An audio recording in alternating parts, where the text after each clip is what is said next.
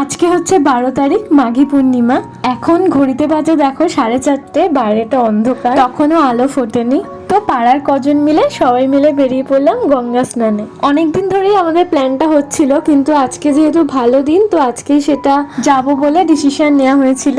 কুম্ভ স্নানে যেতে পারিনি তো কি হয়েছে, এই গঙ্গাতেই আমাদের কুম্ভ স্নান হবে। আমরা গেছিলাম কামারহাটির ভেতরে একটা ঘাট আছে পিটুরি ঘাট বলে, তো সেখানে সবাই মিলে চান করলাম। চান টান করে ফিরে আসতে আসতে তখন আলো ফুটে গেছে। সবার সাথে সকাল সকাল এরকম গঙ্গা স্নান করাটা একটা আলাদাই এক্সপিরিয়েন্স ছিল। আসার পথে টেক্সম্যাকোতে যে বজরংবলী মন্দিরটা আছে, সেখানে আমরা সবাই মিলে দর্শন করে চা বিস্কুট খেয়ে চলে এলাম বাড়ি।